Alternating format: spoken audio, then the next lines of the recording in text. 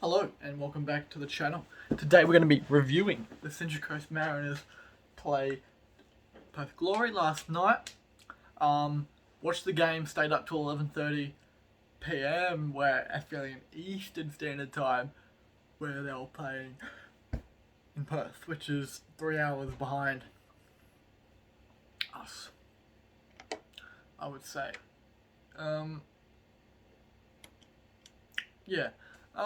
What can I say about this? What can I say? We won. How fucking good.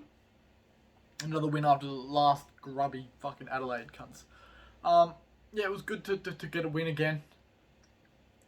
Probably not a fully deserved W. Probably should have deserved a draw at least. We weren't the greatest team to play that night. Obviously getting a W is important, and getting a W is what you want, but very, very undeserved. We scored in the first 5 minutes off Matty Simon and Daniel Bowman. Daniel Bowman into Matty Simon over the top, and it worked. It worked. I don't know how it worked, but yeah, it worked. And then we scored off a free kick. Danny Silva crossed it into Marcus Roenya for his first goal in the A-League this season. Good for both our strikers to get goals. I reckon, yeah, we did well. Now, we were getting dominant, especially in the second half. But in the first, it was dangerous because we didn't have the ball at all. I barely had the ball. We created slightly little chances now and then, but they were creating the main of the chances in the first half. We obviously had 2 shots, 2 goals. Yeah, obviously that's unlucky. Perth were just shocking defensively. They should have started that Japanese left wing back and Castro, because Castro and probably Keogh as well. And Keogh as well, probably. They weren't great defensively, but attackingly they were always dangerous. Like every team's always dangerous in attack, but defense, all teams are all over the place. Obviously, we conceded a bit of a sloppy goal defensively. Kai Rolls is out of position, but that's fine. Sorry.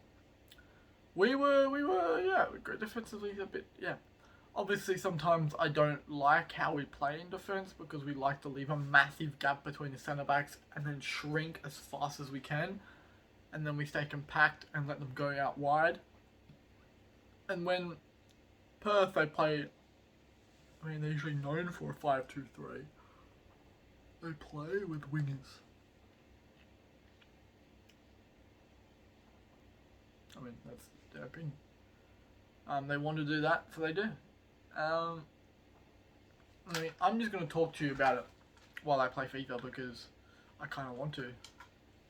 So, Mariners, how do we improve the Mariners in defence? Obviously, a new centre back would work because I don't think Rolls and Tonic together would be good. I'd also want a new right back because Negro just looks out of position all the time. Obviously, we're winning games, yeah, but I don't think we don't have the best squad we have. Like, we signed Stefan Jankovic earlier in the season. We've seen 2 minutes from him all season. We've got to get him playing games. We've brought him in. We've got to get him playing games. Now, I know this is probably just a normal Mariners thing, but you sign a player, you want them to play, you bring them in, hoping for them to have minutes. And then they don't play. They've played 2 minutes. They've played 2 minutes all season, and that was off the bench. What do you expect? You don't want to bring someone in and just not use them. We've done that from the youth academy a lot recently in the last couple of years. We've got Adam Pearce, who's been our second choice keeper since about 2016. He's played 7 games in about 5-6 years. He's our NPL keeper now.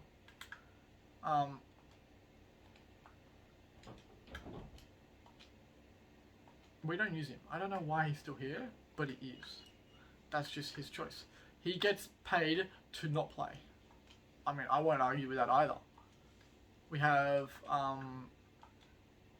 Matty Simon, who's obviously one of our best players right now, who's 35, who probably doesn't deserve to be in the squad. Obviously, usually if you go to any other world team and you see a 35-year-old striker is one of their top goal scorers, you think they could be like bottom of the league. Man, someone's fucking Mariners are top of the league somehow, man. But I do like Stajic, man. He is doing like really well managerial rise. Obviously, he came off managing the Australian women's squad as they fell to pieces in the 2015 World Cup.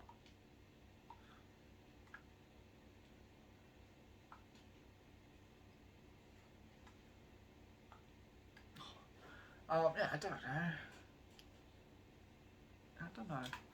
Stajic, and then Milicic came off a sacking of the Australian women's team coach in 2019. And now he's coaching MacArthur.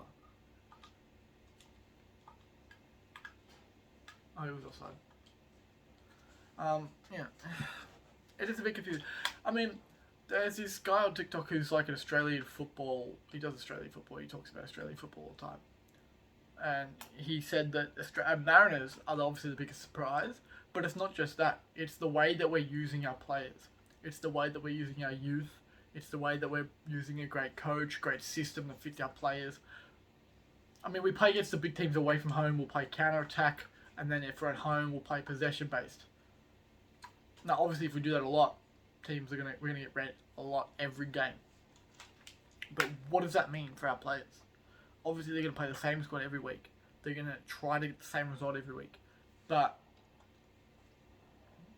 it's about repetitiveness. And as soon as every team finds out what we do, they'll find ways to beat us. We don't have a significant way of holding the ball. Last night against Perth, we struggled to hold the ball. We couldn't hold the ball to save our lives. But when we did, we'd lose it. We'd pass it around one or two times and then we'd lose it. We were shit in possession. We were great on the counter, and that's how we scored our goals, winning free kicks, obviously winning corners or what have you. But we've just got to know that we don't have the quickest of strikers. Qual, our quickest player in our team, behind. Both our two quickest players are on the bench, Casella and Qual. They weren't starting. Nisbet started, like I said, so that was going to start in the rain. Of course it is.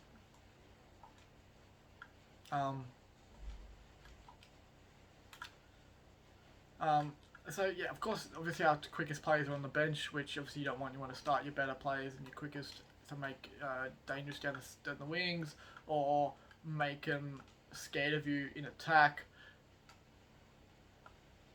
But how did I miss that? Yeah, it's just I just don't like it because we play the 4-4-2 and then we'll play like really shit and then we'll somehow scrape a win, which really happened last night. Tactically, we were all over the place. We weren't tracking back quick enough.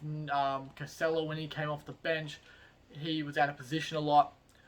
It was the same with Bowman. Bowman is a quick player, but he's not a right mid. He's more of an attacking midfielder, I would say, to be honest. That's just my opinion, though. I'm not the coach of the Mariners. Stajic is. That's just what I would say. I would play him as more of a 10, but he's playing more of an 8 or a 7.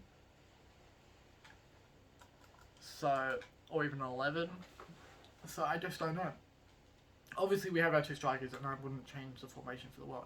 But I would technically go more narrow than wide. Like we have central midfielders playing right mid in when Nisbet will play there.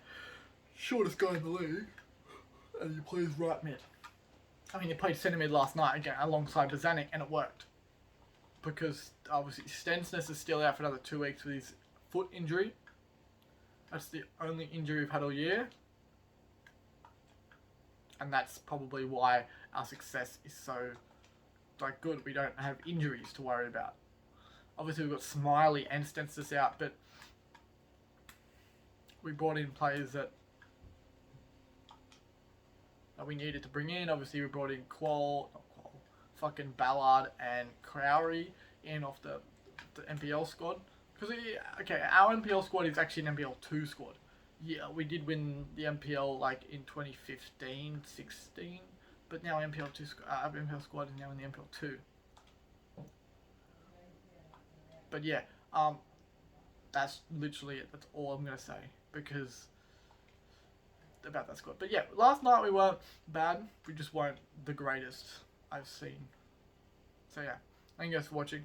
That's been my talk and my rattle. So I'll see you guys this Sunday because we have a game on Monday. So I'm actually gonna do a review before, so that makes more sense. So I'll see you then. Peace. We've got a game against MacArthur on Monday.